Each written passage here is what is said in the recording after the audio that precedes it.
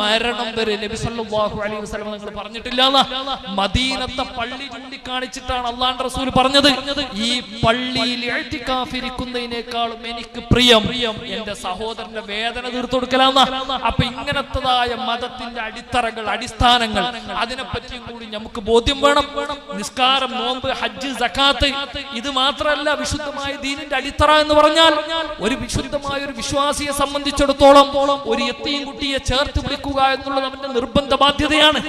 തന്റെ നാട്ടിൽ തന്റെ അയൽവാസിയായ ഒരു പെൺകുട്ടി വിവാഹപ്രായമെത്തിയിട്ട് സാമ്പത്തികമായ ശേഷിയില്ലാത്തതിന്റെ പേരിൽ മാത്രം അവളുടെ വിവാഹം മുടങ്ങുന്നുണ്ടെങ്കിൽ നിന്റെ നിർബന്ധമായ ബാധ്യതയാണ് അവൾക്ക് സഹായിക്കുക എന്നുള്ളത്.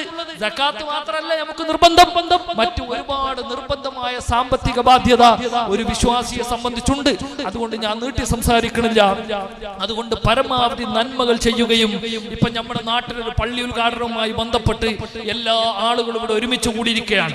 നമ്മുടെ ഈ കെട്ടുറപ്പും ഈ ഐക്യമൊക്കെ നമ്മൾ കാത്തു സൂക്ഷിക്കുകയും ഭിന്നിപ്പിന്റെ കാർമേഘങ്ങളും ഭിന്നിപ്പിന്റെ കമാടങ്ങളൊക്കെ നമ്മൾ കാരണം, ഞാൻ കാരണം എന്റെ മഹലിൽ ഒരു ഭിന്നിപ്പ് ഉണ്ടാവുകയില്ലെന്ന് നമ്മൾ ഓരോരുത്തരും പ്രതിജ്ഞ എടുക്കാണ് വേണ്ടത്. എന്റെ ഒരു പ്രവൃത്തി കാരണം, എന്റെ ഒരു ചിന്ത കാരണം, എന്റെ ഒരു അഭിപ്രായം കാരണം നബി സല്ലല്ലാഹു അലൈഹി വസല്ലമ തങ്ങളുടെ സമുദായത്തിൽ ഒരു ഭിന്നിപ്പ് ഉണ്ടാക്കുകയില്ല എന്നുള്ള പ്രതിജ്ഞയാണ് നമുക്ക് വേണ്ടത്.